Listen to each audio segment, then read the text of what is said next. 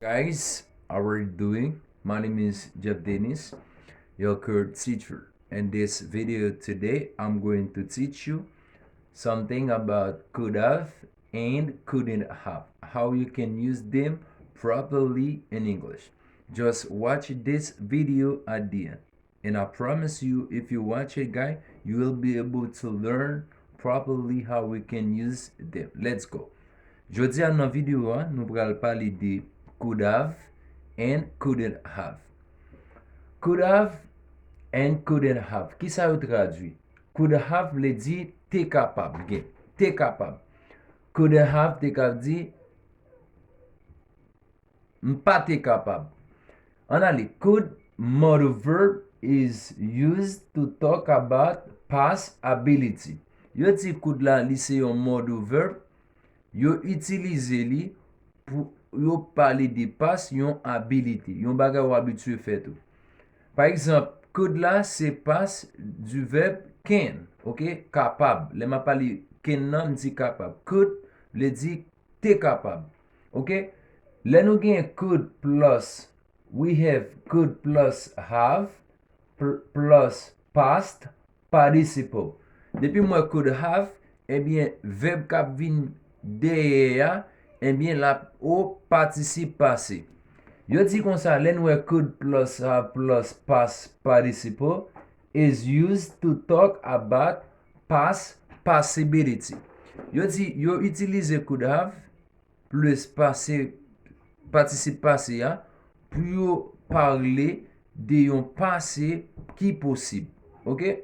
For example, guy, I could have slept all night. Sa vle di, mte kapab dormi tout nuit la. Le nou di couldn't have la de di mpa te kapab. Paske lem gen could vle di te kapab, couldn't vle di mpa te kapab. Ok? Let's go, guy. In a negative statement, ok, ou bien in negative sentence, couldn't plus have plus past participle. Things weren't possible in the past but did happen.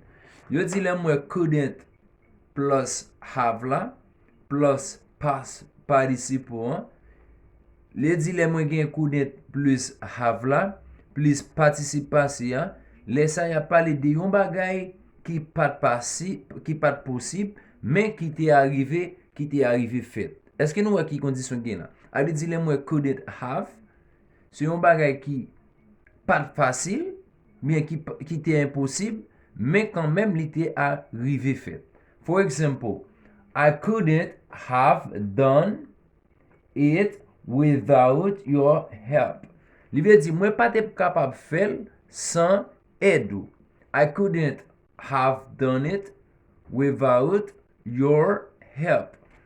Okay, why not, guys, you see the verb to do in the past participle. Okay? Done.